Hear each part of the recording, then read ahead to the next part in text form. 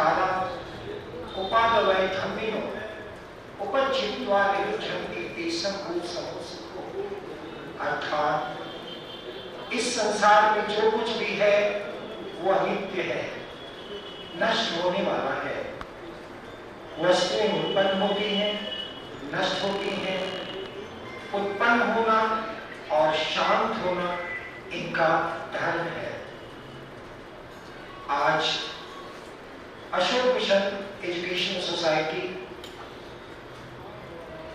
सेतु सांस्कृतिक केंद्र और गांव के लोग के संयुक्त तत्वाधान में यादें कबीर आयोजित है। आप सभी की उपस्थिति के लिए साधुवाद।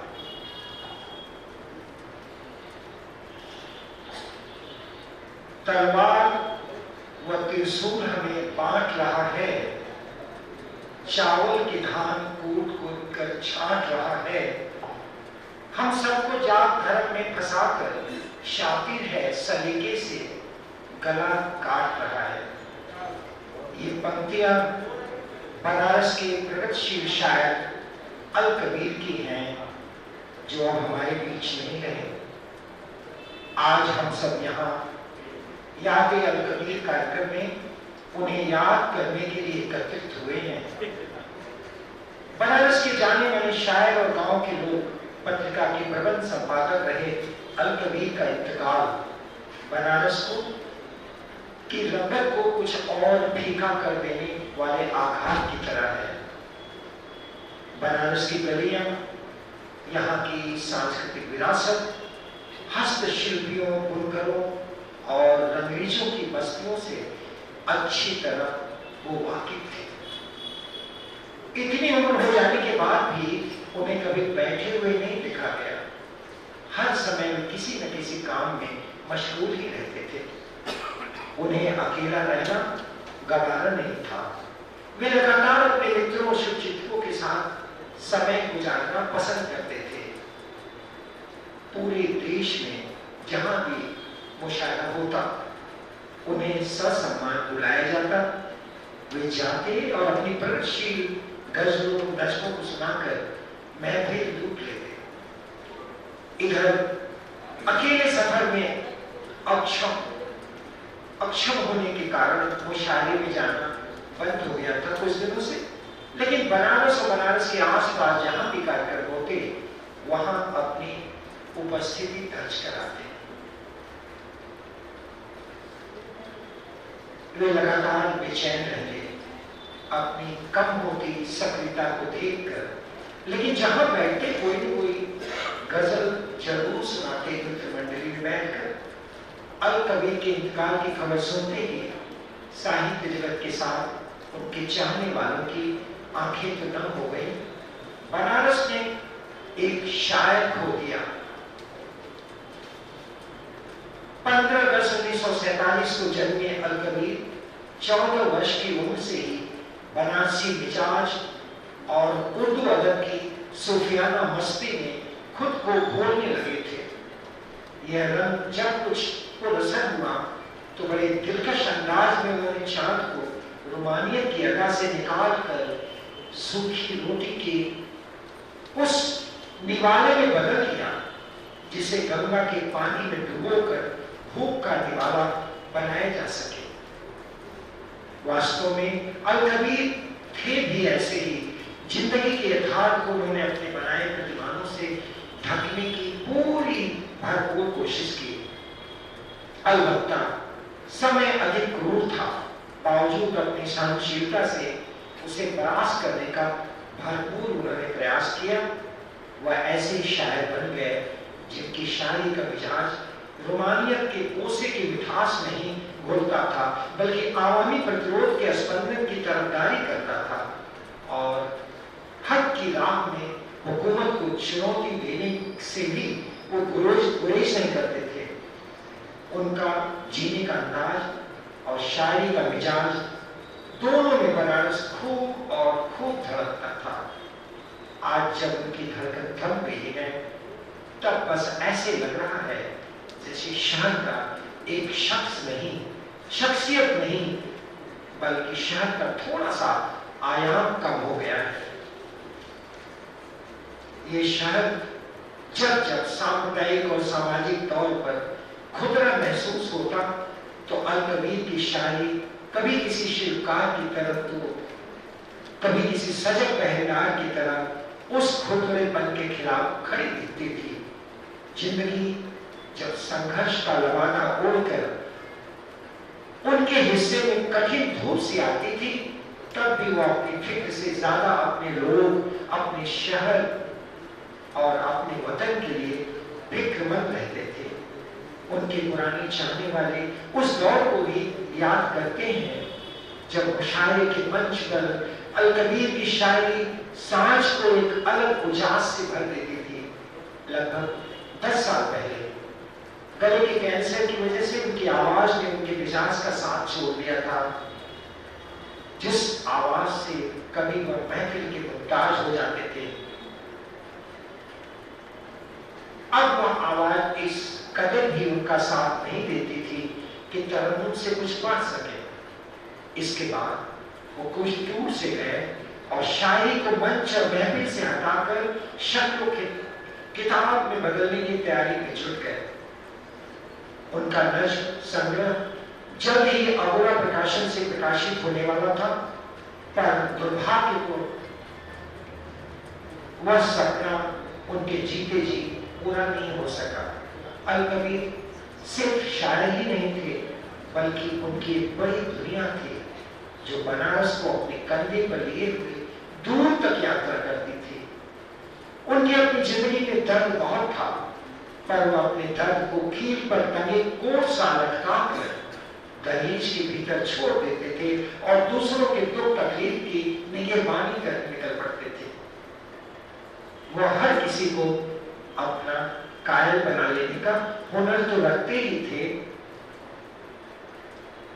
पर उससे भी ज्यादा किसी और के लिए हो जाने का दम भी रखते थे। उनकी शायरी किसी ऋतु चक्र सी थी। नए मूल्य प्रतिमान सजोते, पुराने तकियानुसी ख्यालात को उधेड़ते हुए वो शांति, सद्भावना और समरसता से भरा एक ऐसा समाज रचना चाहते थे जिसमें घृणा की हिस्सेदारी ना हो। ताउम्र उनकी कोशिश यही रही कि वो खुद को बेहतर इंसान बना सके।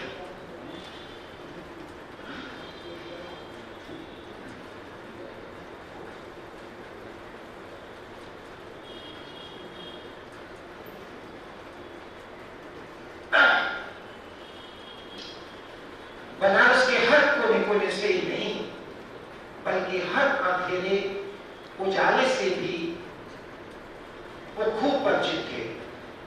बनारस के जुलाहों के जीवन के दर्द से दुनिया और समाज को रूबरू कराने के लिए उन्होंने शायरी से इतर भी बहुत कुछ लिखा। फिलहाल अब अल-कबीर से रूबरू नज्म सुनने का मौका कभी नहीं मिलेगा, लेकिन आज यादें अल-कबीर में उन्हें चाहने वाले यहाँ आए हैं, उपस्थित हैं। वे सभी अल-कबीर के साथ बिताए हुए क्षणों को, संस्मरणों को आप लोगों से साझा करेंगे। साथ ही उनकी लिखी शायरी, गजलों और संस्मरण भी सुनाएंगे। उन्हें याद करने का इससे अच्छा कोई और तरीका नहीं हो सकता है। मैं सबसे पहले बुलाना चाहूंगा माइक्रोफोन पर भाई सलीम राजा साहब को, सेतु सांस्कृतिक केंद्र के आमे और अपने संस्मरण और उनके साथ बिताए हुए पलों से हमें वाकिफ कराएं। संक्षिप्त संस्मरण मैं सुनाना चाहूँगा। कबीर भाई अभी 8 तारीख को, 8 अक्टूबर को हम लोग के साथ थे। हम लोगों ने प्रेमचंद की पुण्यतिथि की थी और एक कार्यक्रम शाम को हम लोगों ने भारतीय भवन में रखा और सुबह जो है लोहरा गिरकर प्रेमचंद जी की प्रतिमा के समक्ष हम लोगों को माल्यार्पण करना था और फिर उसके बाद कुछ बातचीत करनी थी। कबीर भाई आए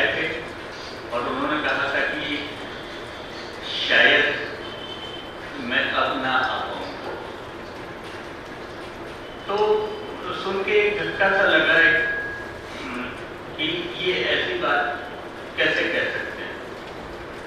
लेकिन बड़े लोगों ने कहा है कि आदमी को अपनी मौत का इल्हाम पहले से ही हो जाता है। और शायद कबीर भाई ये जानते थे। हम लोगों ने बहुत उनसे कहा, शायद पीछे समय बातचीत हो रही थी, अरे नहीं कबीर भाई, अभी तो आप 10 कम से कम 1 दशक तो और पूरा करेंगे, हम लोग कार्यक्रम करेंगे। और लेकिन अफसोस कि हम उनकी कही हुई बात को क्या बताएं कि शब्द नहीं मिल रहे हैं कि हम उस बात को उनके ढंग से कह पाए। कभी जन्मदिन मनाने की बात होती थी तो कहते थे कि अरे यार हमारा जन्मदिन तो पूरा देश मनाता है, हम तो 15 अगस्त को पैदा हुए।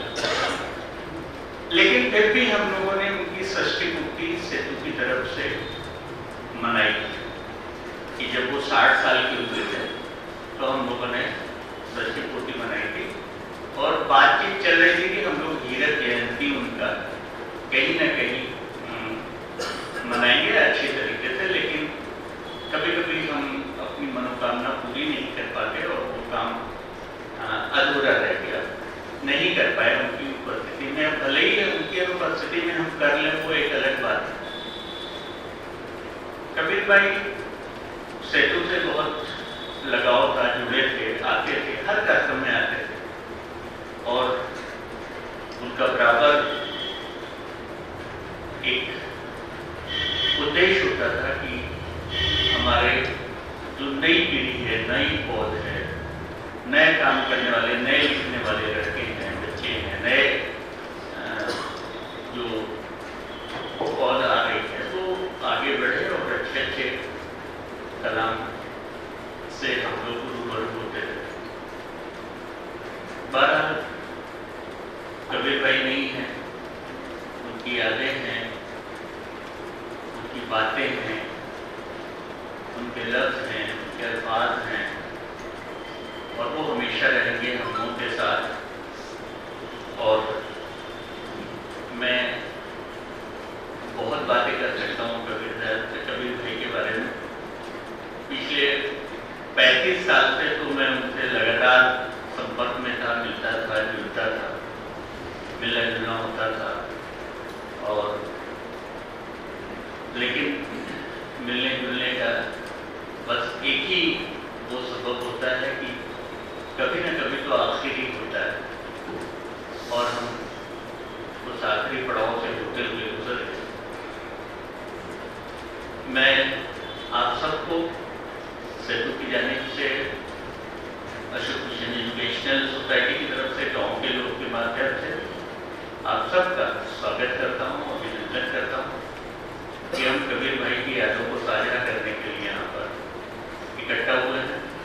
हमारे पास बहुत ही लिमिटेड समय है, बहुत ही लिमिटेड, हमें 8:45 बजे तक हाल खाली करना है और हमें 8:45 बजे तक ही कार्यक्रम करना है। इसीलिए मैंने लोगों से रिक्वेस्ट किया था कि आप समय से आएँ, लेकिन फिर भी हम लोग आधे घंटे से ज़्यादा लेट हो गए कार्यक्रम शुरू करने में। मैं अशोक भाई से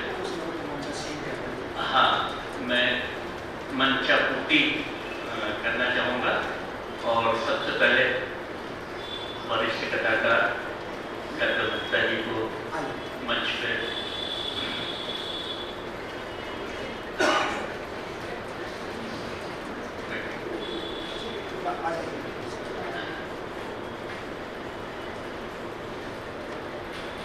मैं कुशवाहा जी, जगन्नाथ कुशवाहा जी से अनुरोध करूँगा।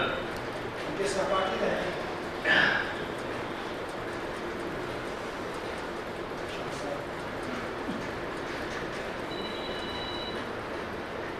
और सेतु सांस्कृतिक केंद्र के अध्यक्ष, सुप्रसिद्ध नेत्र सर्जन और नेत्रदान पर बहुत ज़्यादा काम करने वाले डॉक्टर सुनील शाह जी से अनुरोध करता हूँ कि वो मंच पर पधारें। डॉक्टर उमेश चंद्र वर्मा जी आए। राम जी भी है, अरे दूर से मत देखिए, आ जाइए। और बहुत ही वरिष्ठ हमारे साथी और रामनगर राजकीय इंटर कॉलेज के प्रिंसिपल, मैं प्रभात झा जी से अनुरोध करूंगा कि आ जाइए।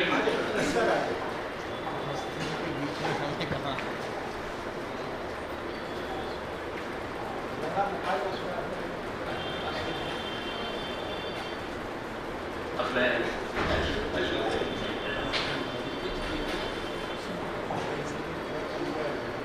जैसा कि सलीम भाई ने बताया कि अलकबीर भाई कहा करते थे कि हमारा जन्मदिन तो पूरा देश मनाता है। 1947 में 15 अगस्त को पैदा हुए थे। हमारे बीच गांव के लोग की ओर से राम जी यादव जी हैं उपस्थित। उनके साथ काम करने का, रहने का, लिखने का, पढ़ने का, हंसी मजाक करने का बहुत मौका मिला है।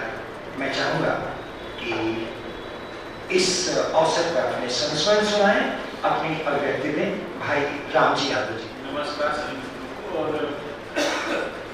अलकबीर के ऊपर मैं काफी कुछ कहना और लिखना तो चाहता था, लेकिन यह दुर्भाग्य इतनी जल्दी आ जाएगा, यह मैं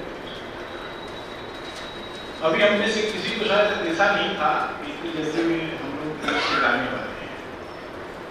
लेकिन 15-20 दिन पहले से कुछ इस तरह का आभास होने लगा कि कुछ गड़बड़ होगा। मैंने अगर पढ़ना कि कम से कम 10 बार ही कहा होगा चल के देख लो। आदमी जब तक रहता है चल के देखना चाहिए, और नहीं रहने पर सब काम छोड़ के दौड़ते हैं, और यही हुआ। ये हमारी उम्मीद से परे अनुभव था। अलकबीर काफी समय तक, पिछले 5-6 वर्षों से हम सब लोगों के सहकर्मी भी थे और बहुत गहरा लगाव था। लेकिन अलकबीर बहुत पहले से हमारे दोस्त रहे। 87 में हमारी जान पहचान हुई, और उसके बाद बहुत सारे लोग, कुमार हेमंत, दानिश, नसरुल्ला और तमाम सारे ऐसे लोग थे, और हमारे बनारसी, ये सब लोगों से बातें हम लोग मारते थे, घूमते थे। कुमार विजय का एक अड्डा था लवला का, जो है जिसमें हम सारे लोग शाम को आते थे। लेकिन अलकबीर के कई अड्डे थे जहाँ हम जाया करते थे। और एक चीज़ जो महत्वपूर्ण तौर पर मैं रेखांकित करना चाहता हूँ कि अलकबीर में मुशायरों की, शायरों की और कवियों की जो सीमा रेखा थी वो वास्तव में थी। एक बार गोपाल कन्हा नाम के एक शायर हमारे थे, और एक दूसरे शायर थे, और इसको दोनों को लेकर एक गोष्ठी हुई, और उसमें पासा जिसकी तरफ था वो गोपाल कन्हा नहीं थे। शायरी दोनों की बहुत अच्छी थी, लेकिन मामला थोड़ा सा सांप्रदायिक होने लगा। लेकिन मैंने देखा कि अलकबीर लगातार इस चीज का निषेध करते थे। मैं इस पर अध्ययन करने लगा बाद में कि हमारे बीच में हिंदू चेतना और मुसलमान चेतना का जो विस्तार हो रहा है, इसके लिए कौन जिम्मेदार है, हमारी वास्तविक चेतना से हम इसका कितना निषेध करते हैं। तो यहाँ पर मैंने देखा, जैसे मुझे जब मैं दिल्ली में था तो बलराज पांडे की किताब डायरी में साहित्य, तो उसमें कई जगहों पर कई दिनों की डायरी में अलकबीर का जिक्र था कि अलकबीर भी आए थे। तो मुझे लगा कि अलकबीर लगातार ऐसी जगहों पर जा रहे हैं जहाँ जनता के पक्ष में बातें हो रही हैं, ये बहुत अच्छी बात है। दूसरी एक चीज जो मैं रेखांकित करना चाहता हूँ, मैं बहुत वक्फे बाहर रहा, और अलकबीर से हमारी दोस्ती, हम लोग एक दूसरे को तुम कहा करते थे शुरुआत में, क्योंकि यहाँ मौजूद है, मैंने पढ़ाया था इस समय में और खूब पीटा भी। तो मैंने अलकबीर से हमारी दोस्ती इस लेवल पर थी, और अलकबीर एक, मैं तो ऐसे ही अपना आवारा गर्दी में ज़्यादा विश्वास करता था। अलकबीर एक दिन यहीं चाय खाने बैठे थे, बोले एक दिन कुछ ऐसा काम करोगे जो बहुत महत्वपूर्ण होगा। अभी जो आखिरी मुलाकातें थी उसमें मैंने कहा, यार आपने कहा था एक बार, और मुझे लगता है कि थोड़ा मैं लाइन पकड़ रहा हूँ। तो लेकिन जो मैं रेखांकित करना चाहता हूँ कि बहुत सारी बातें, बहुत सारे रिश्तों की बातें, नातों की बातें, अंतरंग बातें, लेकिन लगभग 35-36 साल का वक्फा है, बीच में थोड़ा 20-25 साल नहीं भी है। दोनों ही दो दौरों में कभी किसी स्त्री के बारे में लूटताक करते मैंने नहीं देखा। यह जो गुण है कम से कम बनारस के कौन लोगों में ऐसा है जो किसी स्त्री के बारे में लूटताक नहीं करेंगे, करते ही। लेकिन अलकबीर कम से कम इससे मुक्त थे और लोगों का सम्मान करते थे, स्त्रियों का सम्मान करते थे। जब हम लोगों ने गांव के लोग का यहाँ प्रकाशन शुरू किया तो एक दिन हमारे यहाँ आए, मैं ही था, पढ़ना नहीं थी उसमें, तो वो कहने लगे यार कुछ काम है। तो मैंने कहा कौन सा काम तो हो, पैसा नहीं है। तो कहने लगे कुछ काम मुझे दो, चाहे कितने का भी दो, और कह के रोने लगे। तो हमने कहा हमारे दोस्त पहले से ही हैं, तो अब आप रहिए, जो भी होगा देखा जाएगा। और फिर हमने उनको प्रबंध संपादक के तौर पर यूं ही एक मानक बात दी और हम जगह हो गए। मेरे मित्र मूलचंद सुनकर जो कि अब नहीं है, सब हम लोग की टीम थी। अलकबीर की एक आदत थी, लोगों को पत्रिका दे आते थे, पैसे नहीं ले आते थे, तो हम दोनों मिल के उनको डांटते थे, क्यों ले आते थे। खैर ये समय चला, एक समय था गुजरा, पत्रिका निकलती रही 5-6 साल, वेबसाइट चल रही है। हमारा मूलचंद सुनकर कहते थे बनारस में जितना अलकबीर को वाकियत है, जितनी चीज़ों को मॉन्यूमेंट्स के बारे में जानते हैं, उतना कम लोग जानते होंगे, इसका कोई उपयोग करो। लेकिन संभव नहीं था उसमें। हम लोगों ने अभी सोचा कि कुछ डॉक्यूमेंटेशन किया जाएगा तो अलकबीर की उपयोगिता होगी, लेकिन वही मौका चला गया। संयोग से अपर्णा ने कहा कि ये शायर हैं, इनकी शायरी लिखनी चाहिए और किताब होनी चाहिए। तो हमने कहा ठीक है बोल दो। तो अपर्णा ने कहा दादा, अपर्णा ने सबसे पहले हमारे घर में उनको दादा कहना शुरू किया और ऑफिस में सब लोग दादा ही दादा कहते थे। तो हमने कहा कि आप लिखिए। तो बड़ी मुश्किल से कहते कहते वो अपना गट्ठर ले आए। हम जानते थे उस दौर में कभी माचिस की डिब्बी पर और इसके क्या बोलते हैं सिगरेट डिब्बी पर इस तरीके से लिखते थे और वो कहीं खो भी जाता होगा। और मेरी भाभी जी से हड़कते हुए कभी को जो देखा था, मैंने जैसे लगता था कोई बाधिन किसी पिल्ले के सामने आगे को कर इस टाइप का। तो अपना कुछ लिख पढ़ नहीं पाए थे उस समय, या कुछ सोच संजो नहीं पाए थे। तो यहाँ ले आके थोड़ा करने लगे।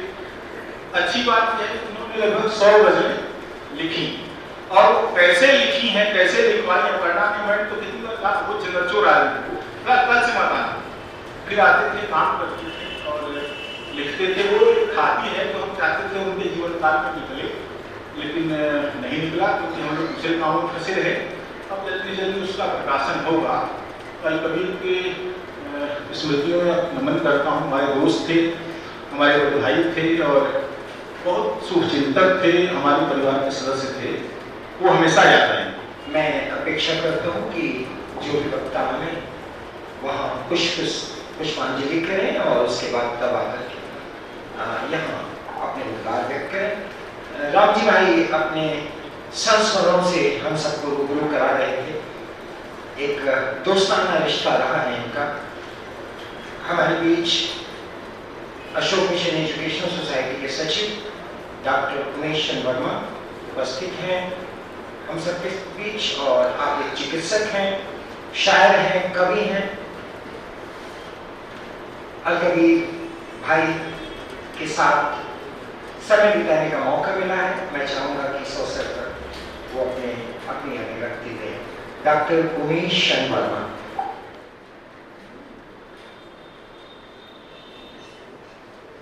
हमारे दोस्ताना ने 35-40 साल का 35 साल हुआ, घर आना जाना, बच्चे बीमार हो तो लोगों को ले आना, दवा करना कराना, सारी बातें थी बेटा।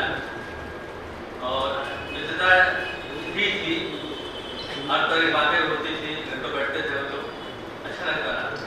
आज हमारे बीच नहीं है, महसूस हो रहा है।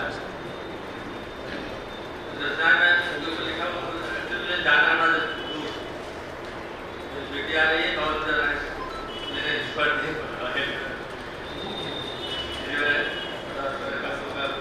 आइए कुछ कथा समझ सुनने कथा। क्या दास्तां सुनाओ तुम्हें अलकबीर की, क्या दास्तां सुनाओ तुम्हें अलकबीर की। करती थी उन पे नाज एक नगरी नजीर की, करती थी उन पे नाज ये नगरी नसीब की बद में अदब में रखते थे पहचान वो अलग, बद में अदब में रखते थे पहचान वो अलग, करते थे पैरवी वो अनीसो दबीर की, करते थे पैरवी वो अनीसो दबीर की। क्या बताइए? कहता हुआ ये आया है हर एक कवि यहाँ, कहता हुआ ये आया है हर एक कवि यहाँ, अफसोस और कवि नहीं मेरे दरमियान। महफिल सजेगी इल्म अदब की जहाँ पे भी आती रहती याद की दास्तां, आती रहती है याद की दास्तां। खिराजी अकीदत पेश करने के लिए हमारे बीच में हैं डॉक्टर नसीम अली शाह जी। अपनी रचनाओं से अपनी श्रद्धांजलि देंगे। आप सभी को मैं सलाम पेश करती हूँ। अलकबीर अंकल मेरे फादर मोहम्मद नसरुल्लाह जी के बहुत अच्छे दोस्त थे। अभी आपने नाम भी लिया होगा, और इस तरह से वो मेरे एक तरह से परिवार के सदस्य की तरह थे।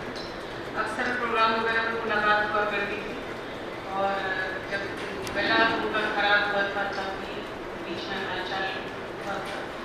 मैं उनके घर नहीं कभी जा पाई, लेकिन अपने अब्बा से उनकी बात हमेशा सुनती थी, तो बड़ा अपनापन और बड़ा लगाव महसूस करती थी। मैं उनके लिए एक दो शेर समर्पित करती हूँ। अभी आज ही मैंने उनके लिए कबीर थे वो बाकमाल थे, बेमिस्ल अल कबीर थे वो बाकमाल थे, बेमिस्ल अल कबीर थे वो बाकमाल थे। लगता था जैसे सबके ही वो हम ख्याल थे, लगता था जैसे सबके ही वो हम ख्याल थे। मुश्किल में डालते न थे उनके लिखे कलाम, मुश्किल में डालते न थे उनके लिखे कलाम, मुश्किल में डालते न थे उनके लिखे कलाम। आसान इस कदर सभी उनके सवाल थे, आसान इस कदर सभी उनके सवाल थे। और क्या क्या गिनाएं क्या नहीं खूबी थी आप में, क्या क्या गिनाएं क्या नहीं खूबी थी आप में। जब भी सजेगी बज़्म, जब भी सजेगी बज़्म बहुत याद आएंगे, बहुत याद आएंगे। भी सजेगी बज़्म बहुत याद आएंगे। लगता है कि वो हम सबके हम ख्याल के। हमारे बीच थी डॉक्टर नसीम अली शाह जी। मैं आदरपूर्वक बुलाना चाहता हूँ सेतु के अध्यक्ष आदरणीय डॉक्टर सुधीर शाह जी, सर्जन अपने उद्घाटन में आज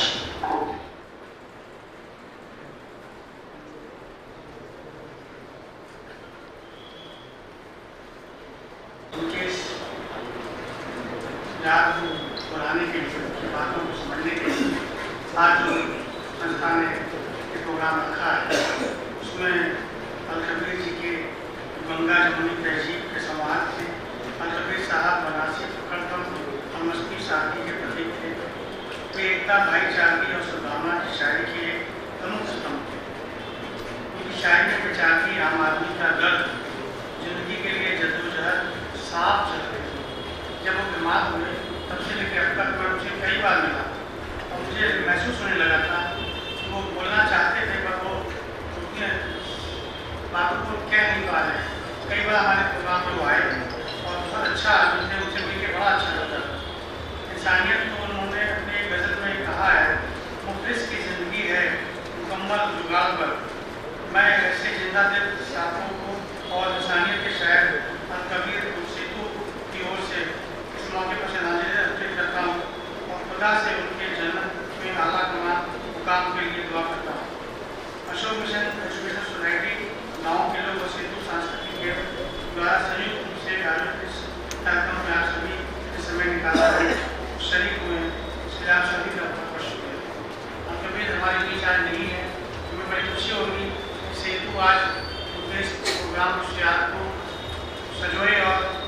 हमारे गांव के लोग हमारे साथ में मिलकर इस प्रोग्राम को और अच्छा बनाएं, क्योंकि एक स्मृति में इसका जो कलाम है उसको हम संजो सके, उनकी किताब के रूप में अगर निकाल सके तो मेरे ख्याल से श्रद्धांजलि अच्छी हो। और मैं सलीम भाई से कहूँगा कि 15 अगस्त का दिन, आज़ादी के दिन, कबीर जी के बर्थडे के दिन हम लोग उनके याद करते हुए एक ऐसे शायर को जरूर सम्मानित करें जो उनके कदमों पे चले और उनकी बातों को अपने कलाम के साथ मिलकर के आगे बढ़े।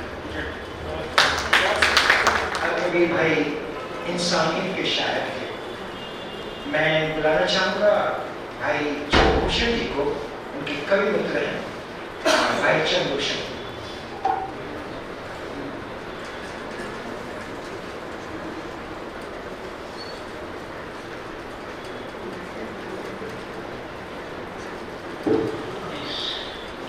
पावन दिवस पर मैं अशोक मिशन इंस्पिरेशनल सोसाइटी, गांव के लोग और केतु, इन लोगों की महानता को मैं पहले सलाह करता हूँ कि जिन्होंने उनकी याद में आगे मुकर्रम इंतजाम किया है।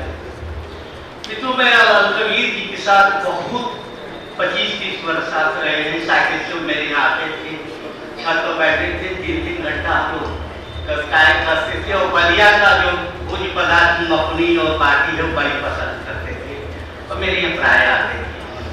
मैंने उनको बहुत नज़दीक से देखा हूँ। 10 किलोमीटर साइकिलिंग कराया पर हम लोग जाते थे कभी सवेरे। इसमें एक अनुभव क्या होता, इस देश का अधिकांश नेता और अधिकारी की लगती डरावनी सूरत है। अब अल कबीर जी के विचारों को जन जन तक पहुंचाने की जरूरत है। उनकी भावनाओं को मैंने देखा और वो हमेशा इस विनम्रता, सादगी और समता ममता के द्योतक थे। उन्होंने उन्हीं भावनाओं को मैंने 2 लाइन लिखा। भले ही कोई पेड़ ऊंचा होता है या नीचा होता है, सब मिलता है एक सुंदर बगीचा होता है। जिस दिन से समाज के हर इंसान आपको अपने लगेंगे, उसी दिन से आप पेड़ की तरफ फलने फूलने और पनपने लगेंगे। और कबीर जी का इधर आधुनिक एक तुलनात्मक लिखते थे, तो इस समय बहुत रोज एक लिखते थे कि हिंदुस्तान कहाँ है। वो एक तुलनात्मक भावनाओं को अपने 76 वर्ष के भावनाओं को गायब करते थे। इस समय वर्तमान मित्र वो बहुत चर्चित तो नहीं थे, लेकिन उनके हृदय में हिंदुस्तान बसता था।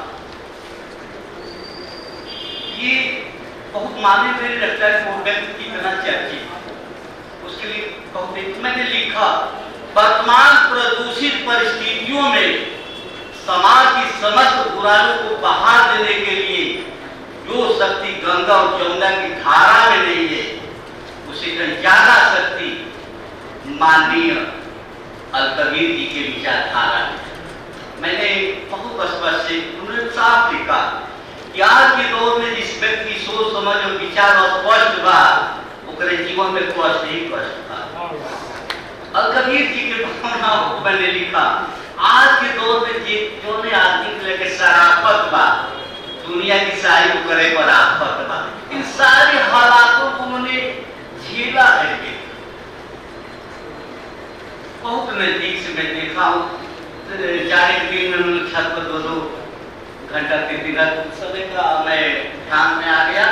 मैं पुनः आप सबके चरणों में प्रणाम करता हूँ। दिल का कोई इरादा था वहां तक पहुंचूं, मेरी पहुंच सिर्फ आप सबके चरणों में है। इसके सहारे यहाँ तक पहुंचूं, उनके चरणों में पुनः निवेदन करता हूँ। बहुत ही सहज अभिव्यक्ति और एक दोस्त की अभिव्यक्ति हमारे बीच आदरणीय श्री परमहंस परम जी हैं। मैं अनुरोध करूंगा कि यादें अल कबीर में अपनी अभिव्यक्ति दें। भाई परमहंस परम जी।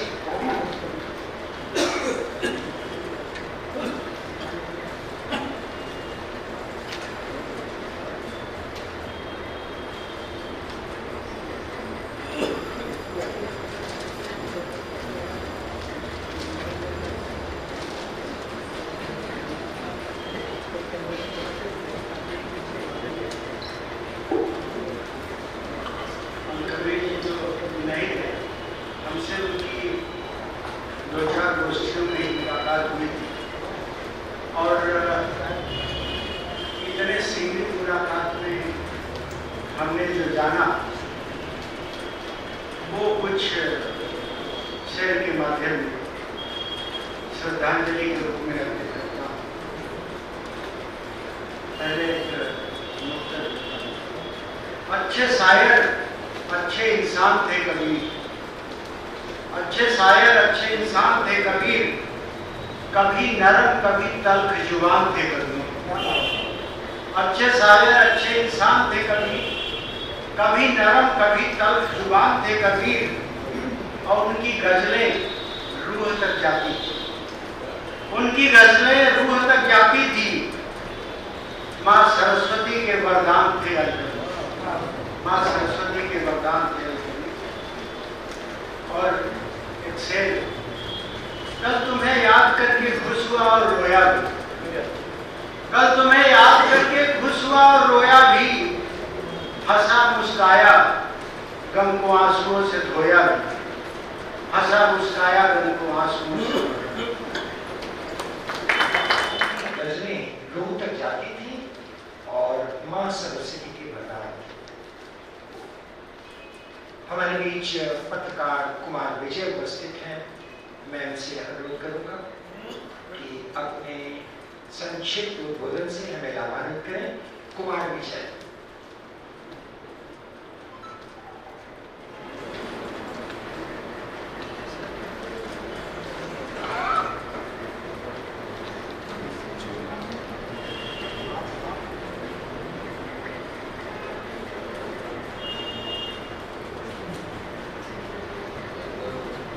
कबीर भाई मेरे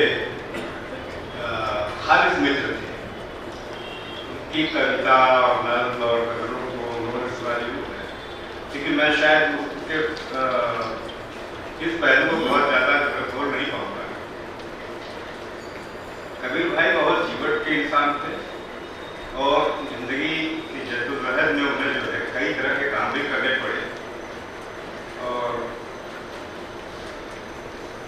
आप कहिए कि मेरी संगत में या उनकी संगत में करीब 80 के आसपास से जो है उससे दानिश जी के साथ आया करते थे। दानिश जी हमारे बहुत अच्छे मित्र हैं, रंगकर्मी और कवि और शायर हैं और उसकी प्रतिभा इतनी। लिखना कबीर भाई ने देर में शुरू किया, लिखना उन्होंने देर में शुरू किया और बराबर मुलाकात होती थी, कहीं से आते जाते हैं तो हमारे यहाँ जाते थे, कभी रास्ते मिल जाते थे, कभी कपड़ा मिल जाते थे। और एक आदमी लगाव था हम लोग का आपस में। और हम कहते हैं कि एक दूसरे को शायद हम लोग वैसा समझते भी थे। मेरे साथ कुछ उन्होंने काम भी किया, जब यहाँ पहला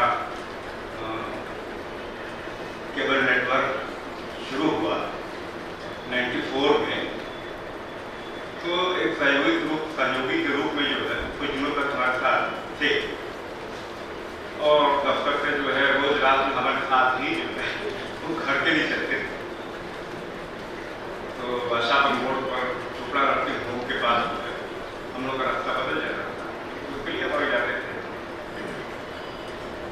और बीच में फोन पर भी बात होती थी। मैं दिसंबर से जून तक जब बीमार था तो कबीर भाई का फोन कई बार आया और उन्होंने कहा कि मैं आना चाहता हूँ। मैंने कहा कि नहीं, लेकिन क्या जरूरत है, मुझे बातचीत हो ही जा रही है। क्योंकि मुझ में था कि जो एक बीमार और अस्वस्थ आदमी की जो बेचारगी होती है, निर्भीकता होती है, शायद उसको मैं बचाना चाहता था। कई मित्रों को मैंने कहा, कई मित्रों को मैंने आने से रोका और कोई आ ही गया तो मिला भी मुझसे। और अभी उनसे जो है बीच में जब बातचीत हुई थी तो एक बार जो है वो उन्हें सड़क पर जो है गाड़ी के साथ गिर गए थे, कुछ खरोच उठवा गई थी। उसके बाद आखिरी मुलाकात हम लोगों की जो है घनश्याम गुप्त की किताब का विमोचन जो था बरसनामा मोतीलाल स्मृति भवन में, वहाँ रथ यात्रा में, तो वहाँ मिले थे। और हमारे मित्र रविशेखर जी भी थे, तो रविशेखर जी ने उनका अपने आईफोन पर कुछ उनके जो है पढ़वा करके जो है कुछ शेयर उन्होंने फेसबुक पर बाद में डाला। अब वो तिथि मुझे नहीं आता है कि वो घनश्याम गुप्त की किताब का विमोचन और वो किस तारीख को था। मैंने बताया कि सितंबर या अगस्त में किसी तारीख को था। अब यहाँ आए नहीं है वो वाजपेयी जी, नहीं वो बताते सुरेंद्र वाजपेयी जी। और हम लोग एक दूसरे के बारे में बात करते थे। जब उनके निधन की जानकारी मिली, मित्र हमारे अमित पांडे जी, ये इन्होंने पूछा कि देखो लल्लापुरा रोड पर जो है फातमान रोड पर कब्रिस्तान कहाँ है। उन्होंने तो बताया कि ये जो कब्रिस्तान है और एक जो है FBI के पहले है, और अगर वहाँ नहीं है तो थोड़ा आगे बढ़ सकते हैं। उन्होंने कहा कि कभी भाई नहीं रहे तुम्हारे घर कभी आऊँगा ही। तो हम लोग गए कभी भाई को वहाँ नहीं दी गई। तो मेरे पास यादें तो बहुत है कभी भाई की, लेकिन उस तरह से मैं शायद जो है बहुत बताना न चाहूँ और शायद उसमें सक्षम भी नहीं। इन्हीं शब्दों के साथ मैं उनकी स्थिति को नमन करता हूँ। कबीर भाई मेरे मित्र थे और बहुत जीवट इंसान थे। एक आदमी लगाव था उनसे, हम एक दूसरे तक को बहुत बेहतर समझते थे और भी संस्मरणों से हमें रूबरू करा रहे थे। कुमार विजय जी हमारे बीच में आदरणीय अमृत कुमार पांडे जी उपस्थित हैं। मैं चाहूंगा कि इस यादें अल कबीर में अपनी अभिव्यक्ति दें। डॉक्टर आदरणीय अमृत कुमार पांडे जी। प्रार्थना में करूँगा, हम लोग एक तरह से सभा में आए हुए हैं, तो गाली बजाने का कोई औचित्य नहीं है। मैं टोक नहीं पा रहा था वहाँ बैठ के, लेकिन यहाँ आ गया इसलिए कोई ताली न बजाए, क्योंकि हम उनको याद कर रहे हैं।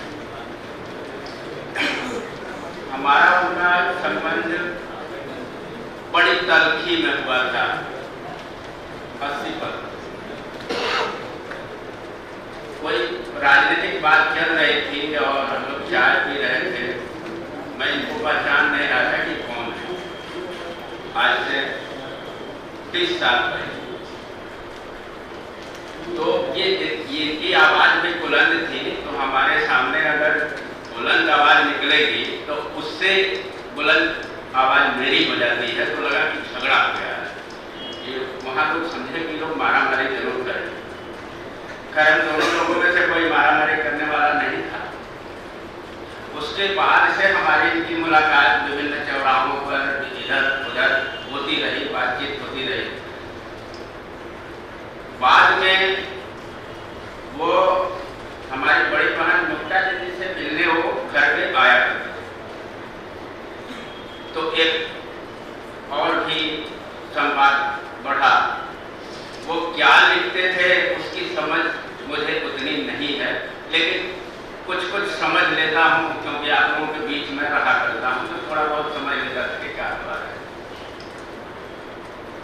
हाँ, वो हमारे जो सोशल मीडिया का जो दौर चला, तो वो हमारे लेखन के बड़े मैं मुरीद नहीं कर सकता, लेकिन प्रशंसक थे।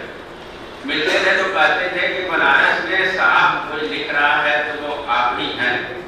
तो मैं कहता था कि इसी वजह से मैं राजद्रोह तक पहुंच गया हूं और उत्तर प्रदेश शासन कह रहा है कि ये देशद्रोही है, इसी वजह से। है बाद में शायद वो बिटिया मेरे सामने बैठी हुई है, बहुत दिनों तक जब वो नहीं मिलते थे और हम सोचा करते थे कि कहीं दिख नहीं रहे, लेकिन वो भेजते थे YouTube चैनल का कोई यह जो है कि हमारी ये बेटी का है, इसे जरूर देखिए। और एक दिन राम जी भाई कहते हैं कि अल कबीर जी नहीं है। तो अभी कल ही परसों तक चैनल वो व्हाट्सएप पर कुछ भेजते रहे और नहीं रहे, नहीं रहे तो नहीं रहे।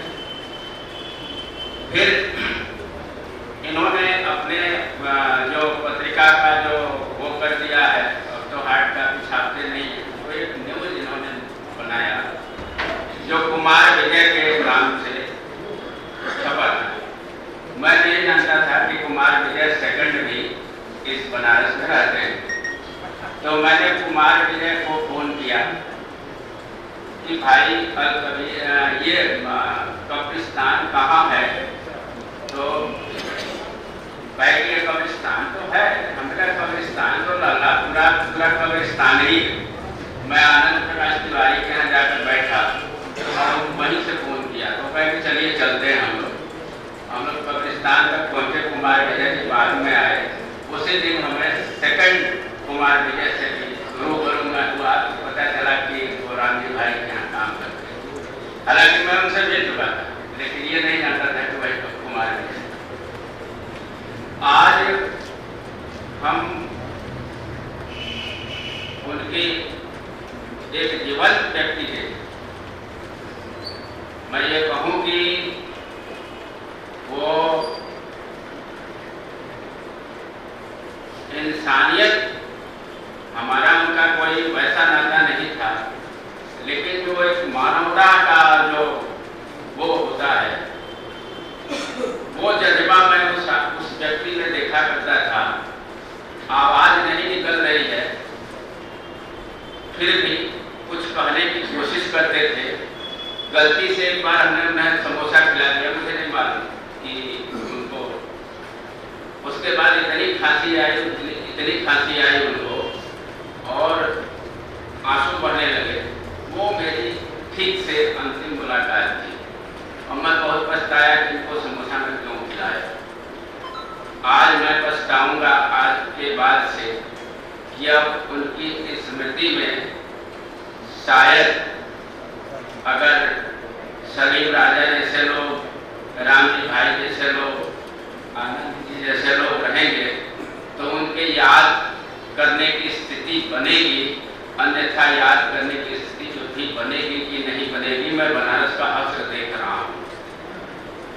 जो भी गए उनका एक आयोजन तो हो जाता है, लेकिन दूसरी बार तीसरी बार जो बार बार याद करने लायक हैं वो भी आज के समय में वो याद नहीं किए जाते।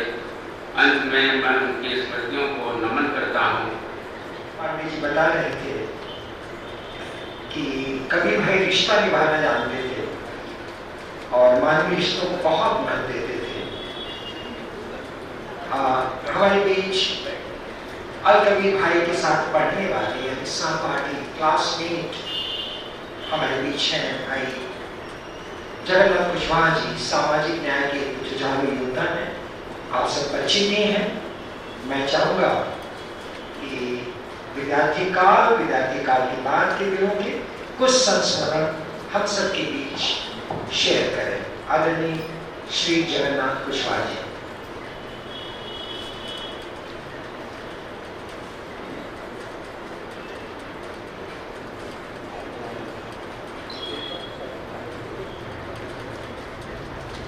कबीर जी की मृत्यु की समाचार 25 तारीख को सोशल मीडिया के माध्यम से हमें जब जानकारी मिली तो मैंने अशोक आनंद जी को फोन करके पूछा, कहा हाँ बात तो सही है। मेरी आखिरी मुलाकात उनसे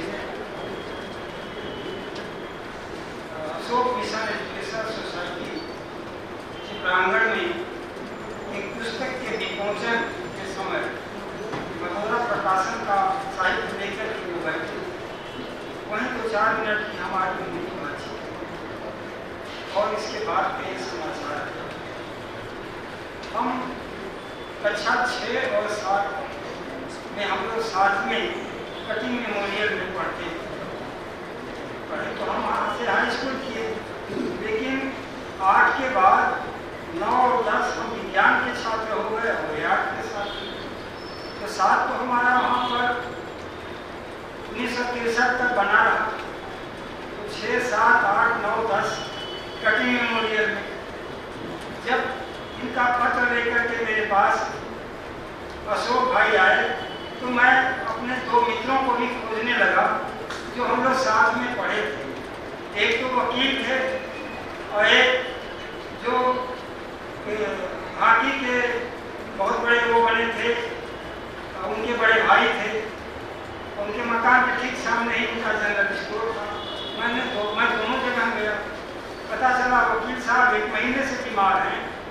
और साहिब के जो बड़े भाई हैं उनकी दुकान जो सामने थी वो भी काफ़ी महीनों से बीमार हैं और 5-6 महीने के सालों से वो दुकान बंद है। ये 2 साथियों को हम लाना चाहते थे, लेकिन बीमारी की अवस्था में वो आज भी हैं, लेकिन हम यहाँ ला नहीं सके। कबीर भाई जब भी मिले तो अपने सालाना अंदाज में मिले, और जब मैं 1990 में खेती बाड़ी पत्रिका का संपादन कर रहा था तो मेरे पास आए तो उन्होंने कहा ये तो बहुत पुनीत काम आप कर रहे हैं, तो हमने उनसे कहा कि आप भी कुछ लिखिए, कुछ दीजिए और किसानों के हित में, किसानों के बारे में। ऐसा कुछ मुझे मिला नहीं। उनका साहित्य मैं उस समय उसको छाप सकूँ, निकाल सकूँ। वो पत्रिका भी खेती बाड़ी की, निर्यातक खेती बाड़ी 2005 तक चली। इसके बाद सोशल मीडिया का जो जमाना आ गया तो मैंने उसको बंद कर दिया। ये रुचि बनी रही, लेकिन मेरा बराबर मुलाकात। तो एक आज हम जिसका संस्मरण मना रहे हैं वो यादगार हैं, उनके दस्तावेजी यादगार हमारे राम जी यादव और अपर्णा बहन के पास, और अंतिम समय भी से कुछ समय पहले तक वो इनके पास थे। जब पुस्तक के विमोचन के समय बातचीत हुई या कभी भाई आओ बैठो, लेकिन हम लोग कुछ बातचीत करें, चाहे घर तो आप मिलते नहीं हैं, तो उन्होंने कहा आप यहाँ आने के लिए हम कह जरूर मैं किसी दिन समय निकाल कर जाऊँगा, और वक्त जो है समय है, किसी का इंतजार तो करता नहीं। तो अलकबीर जी की यादगार में आज जो हम लोग उनको नमन कर रहे हैं वो यादगार हैं और यादगार रहेंगे। उस यादगार को बनाए रखने के लिए राम जी भाई जो प्रकाशन है उसको वो सामने लाए। हम लोगों का भी जो कुछ भी उसमें अंशदान होगा हम लोग उसमें देने को तैयार होंगे। और दूसरी बात, जो आज श्रद्धांजलि सभा में भी आए हैं, मैं भाई अशोक आनंद से कहूँगा कि उस जो प्रकाशन हो उस प्रकाशन में इसका भी चित्र होना चाहिए, क्योंकि आप सब भी यादगार हैं जो उनकी स्मृति में यहाँ पर आए। इसलिए बहुत ही ये चूक होने न पाए कि जो लोग भी यहाँ आए हैं वो यादगार हैं, और यादगार की जब इनकी पुस्तक सामने आए तो ये भी चित्र होना चाहिए। मैं भी चंद बातों के साथ अपने वाणी को विराम देता हूँ और नमन करता हूँ। यहाँ उपस्थित भाई संतोष जी की बैठकी प्राय हुआ करती थी अलकबीर जी के साथ। मैं चाहूँगा कि संतोष जी यहाँ में और कुछ कहें।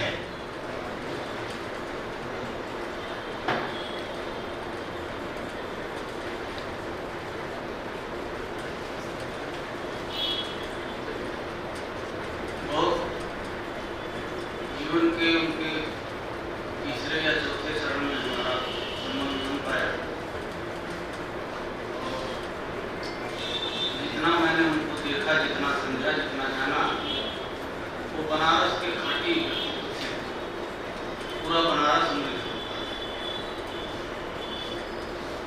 अपने नाम अपना जो भी था उसका सीधा सीधा उनके ऊपर, अपने व्यक्तित्व पर उनका, और हम लोग सोच रहे थे कि उनके साथ एक बेहतर दस्तावेजी काम किया जाए, उनकी रचनाओं को लोगों के बीच में लाने का नहीं हो सका। उनके जीवन काल में अगर वो रहे होते तो शायद ज़्यादा अच्छा लगता, ज़्यादा खुशी होती। लेकिन निश्चित रूप से ये राम जी भाई का संकल्प है और तमाम सभी मित्रों का संकल्प है, हम इसे ले आएंगे और बनारस की आत्म और याद कबीर आयोजन में हमारे बीच चंदौड़ से आए हैं डॉक्टर के अशोक सौमित्र जी। मैं चाहूँगा कि डॉक्टर साहब यहाँ आए और अलकबीर जी के साथ बिताए हुए क्षणों, संस्मरणों से हमें वाकिफ कराएं। हमारी पब्लिक काशी विद्यापीठ में जब रसीद लेकर संग्राम सम्मेलन 2010 में, उसी दौरान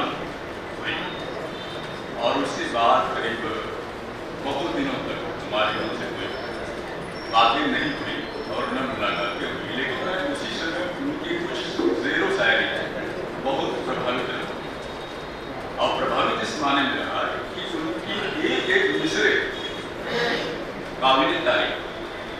बाद में हमारी उनकी मुलाकात भाई राम यादव, पटना की मोलटन सोलकर की ऐसे लोगों के साथ हुई और बार बार मुलाकात हुई। और अंतिम मुलाकात अभी जौनपुर में प्रगति नगर संघ का राज्य सम्मेलन हुआ, क्योंकि मैं वहाँ का जिला सचिव हूँ। तो वे गए और मैंने उनसे आग्रह किया कि वे आवें और सम्मेलन है और अपनी रचनाएं करें। लेकिन दुर्भाग्य ये जो वे गए तो जरूर, लेकिन मौसम इतना खराब हुआ कि लोग 6 बजे हाल को खाली करना शुरू कर दी और मुशायरे का कार्यक्रम 7 बजे से था। मैंने उनसे क्षमा चाहा, उसके बाद हमारी उनकी मुलाकात नहीं। इसलिए उनकी जो मुलाकात थी हमारी निश्चित तौर से तो बार बार होती रही और जब भी मिलते थे तब कुछ सुनाते थे। हमें कुछ मौका नहीं मिला है, लेकिन फेसबुक पर उनकी कुछ रचनाएं मैं देखा करता था। और एक छोटी सी टुकड़ी 2 मिनट की है, उनके लिए एक कविता नहीं है, एक तो बंदी ही समझिए और कुछ नहीं है। विचलित मन है, आखिरी नम है, सबका झुका हुआ परचम है, खामोशी ही खामोशी है, फिर भी लगता है दुश्मन। छेड़ गया हर मौसम को जो दुनिया का वो पीर कहाँ है, अपना अलकबीर कहाँ है, अपना अलकबीर कहाँ है। पूरब में गंगा को गम है, उत्तर में बरुआ बेदम है, 80 पर कहना ही कम है, लगता है अंतिम सरगम है। ससो पंच की इन घड़ियों में कलिया नजर वीर कहाँ है, अपना अलकबीर कहाँ है, अपना अलकबीर कहाँ है। और अंतिम में जो हमारे उनके बीच बार बार मुलाकातें होती थी, तो केवल 5 थे मेरे साथ। लगता है वो आ जाएंगे, आते ही वो मुस्काएंगे, 100 मित्र कैसे हो भाई, कभी तुम्हारे घर आएंगे।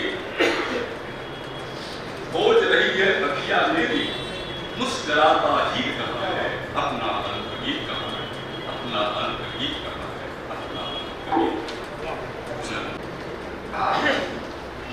बिटिया रिजवाना हम सबके बीच है।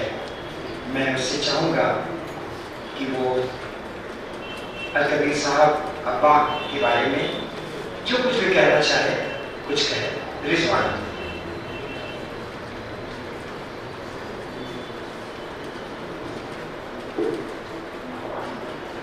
आप सभी को मेरा सलाम। कहने के लिए कुछ है नहीं मेरे पास, और मेरी तो सबकी छत चली गई है। और आप लोगों का जो अनुभव है वो पापा के लिए, मतलब मैं तो कुछ भी नहीं जानती हूँ शायद, जो आप सब जानते हैं। आपके जितने करीब थे वो, जितना उन्होंने वक्त गुजारा अपने सारे दोस्तों को, मतलब दोस्ती को वो जीते थे। बहुत ज़्यादा उनको दोस्तों से प्यार था और हर एक के बारे में मेरे साथ बात किया करते थे। हर प्रोग्राम या कुछ भी होता था, हर उसकी हर स्मृति को मेरे साथ शेयर करते थे हमेशा। और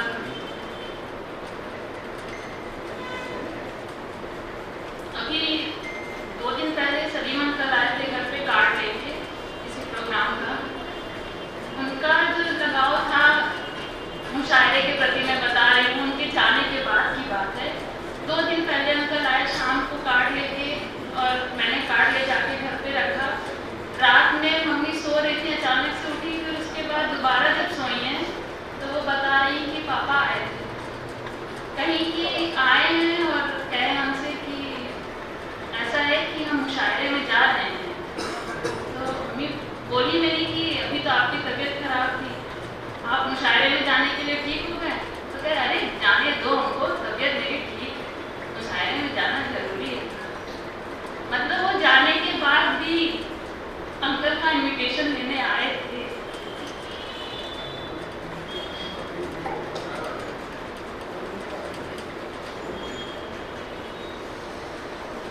और पापा की 4 लाइन थी मेरे पास, वो मैं पहले पेश करना चाहती हूँ, क्योंकि उनसे ही मेरी शुरुआत हुई है। उनके बिना मैं कुछ और शुरू नहीं कर सकती। नहीं, निश्चित ही अलकबीर साहब को याद करके हम लोग कभी भाव हो जाते हैं। बिटिया कह रही थी कि वो दोस्ती को जीते थे और हर आयोजन के बारे में, हर दोस्तों के बारे में हमसे शेयर करते थे। रिजवाना अपने पापा के कितने नजदीक थी, रिजवाना के जज्बातों से आप अनुभव कर सकते हैं कि कितना उसने कहा कि ताज ने सजाया था मुझको। हमारे बीच जीशान कहीं है? हाँ, जीशान भी।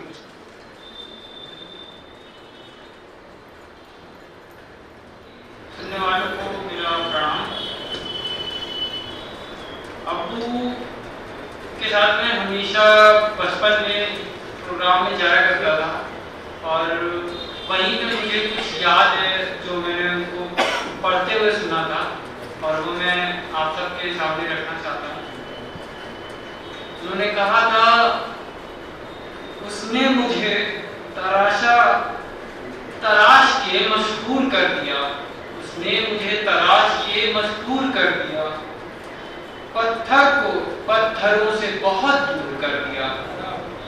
तो इस लाइन को मैं उस टाइम पे कभी समझ नहीं पाया क्योंकि मेरी उतनी समझ नहीं थी और मैं उतना समझता भी नहीं था, मगर आज के चले जाने के बाद मुझे लाइन समझ में आती है। तो मैंने उसके आगे कुछ 2 लाइन लिखी है कि क्या खूब समझ आया वो दौर, क्या खूब समझ आया वो दौर, बहुत खूब तराशा है उसने, बहुत खूब तराशा है उसने हीरे की तरह। तो मेरे अब्बू ने मुझे तराशा है। मुझे पता है कि बहुत कुछ बचपन में आदमी समझ नहीं पाता है कि बाप के क्या जज्बात होते हैं। मैं जब आज इस मंच पे चढ़ा हूँ उनके लिए कुछ बोलने के लिए, तो मुझे यही समझ में आता है कि मैं क्या बोलूँ। मुझे कुछ समझ में नहीं आता कि मैं क्या बोलूँ। तो मैंने बस यही सोचा कि मैं अगर कुछ बोल सकता हूँ तो बस यही बोल सकता हूँ कि बाप बेटे का रिश्ता क्या होता है। मेरे नजर में एक बाप बेटे का रिश्ता होता है कि जब बच्चा पैदा होता है तो उसको माँ का तो प्यार मिल जाता है और बहुत प्यार करती है उसकी माँ, मगर वो बाप का प्यार वो प्यार नहीं मिल पाता जो माँ देती है। तो बेटा कभी उसकी शिकायत भी नहीं करता है और ना ही कभी अपने बाप से वो मांग पाता है। और धीरे धीरे वक्त गुजरता है और बेटा बड़ा हो जाता है और जिम्मेदारियों का बोझ उस पे आ जाता है और काम करने लगता है और फिर वो बाप जो है वो अपनी जिम्मेदारियों से मुक्त हो जाता है और फिर वो उस दौर में आ जाता है जहाँ कभी वो बच्चा था। अब उसको वो प्यार चाहिए रहता है, मगर बाप भी उस चीज को ना कभी बेटे को समझा पाता है ना उससे मांग पाता है। और ऐसे ही मेरे पापा शायद अपनी चले गए और मैं शायद समझ नहीं पाया। मैं इतना उलझा हुआ था काम में, इसमें उसमें, कि मैं समझ नहीं पाया कि उनको क्या चाहिए था। तो माफ करिएगा वो। उनके लिए मैंने कुछ गीत है जो मैंने लिखा है उनके लिए, मैं वो आपके सामने रखना चाहता हूँ। काश ये भी गज़लों का दौर होता, काश आज लफ्जों पे गौर होता, काश की खेल में न होती कोई हार जीत, दिल के दराजों में करते हम छानबीन, काश के अब भी होते हम पुराने घर में, काश के न रोज उठते नींद से डर के, काश ये फासला थोड़ा कम होता, काश मेरे दिल में कोई भी न गम होता, काश कहीं दूर जाके बस जाए, काश गम भूल के हम हंस पाए, काश अब वो आज भी होते हमारे साथ, कौन लगाए गले बाद ईद की नमाज के, काश के मैं लिख पाता क्या है कहानी, काश कि हम जानते तुम्हें भी पता नहीं, काश ये काश का समंदर पार कर जाएं, इन हसरतों के नीचे कहीं दब के न मर जाएं। मैं सिर्फ अपना दिल इस गीत पे बहा रहा, तो अगर कुछ गलत लगे माफ करना, जाने देना। मैं भी हूँ तंग अपने आप से, समझ में न गर्व न दे पाऊं जवाब। काश के सांस लेकर काश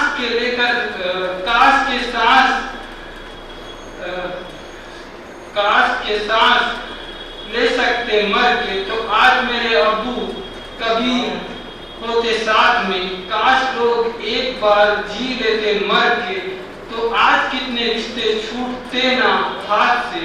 काश मुझे आता रंगों में बसने का ढंग, तो आस पास के लोग मुझसे ना होते तंग।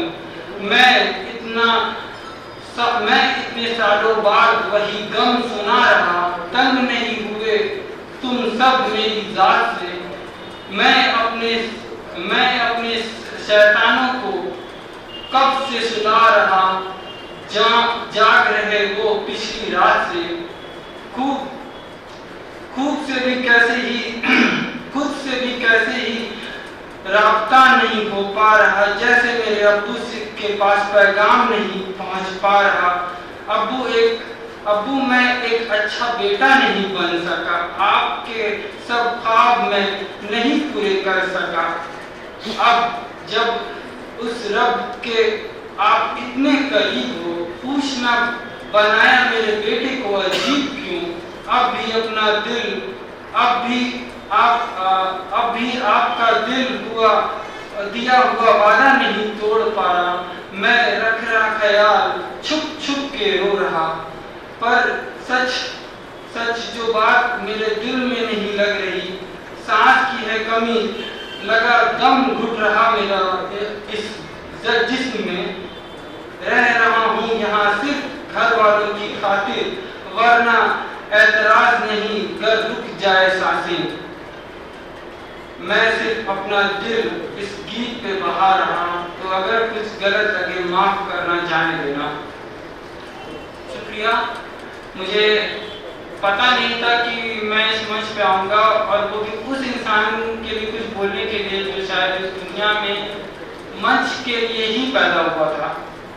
और मैं पहली बार किसी मंच पे ऐसे आके बोल रहा हूँ। मैंने उनके साथ बहुत सारे मुशायरे अटेंड किए हैं, मगर मैं कभी भी मंच शेयर नहीं किया, मंच पे चढ़ा नहीं। तो अगर कुछ भी गलती हुई हो तो माफ़ करिएगा, और बस इतना ही बोलना चाहता हूँ। शुक्रिया। जीशान ने अपनी अभिव्यक्ति दी। काश ये फासला कम होता, काश आपको आज भी हमारे पास होते, काश लोग जी लेते मर के। पुत्र का अपने पिता से दार्शनिक संवाद। मैं एक पंक्ति कहूंगा, ए वर्दी सन ऑफ ए वर्दी फादर। हमारे बीच अभिनव अरुण जी हैं, तो मैं चाहूंगा कि यहाँ माइक्रोफोन पर और अलकबीर भाई के लिए कुछ कहें।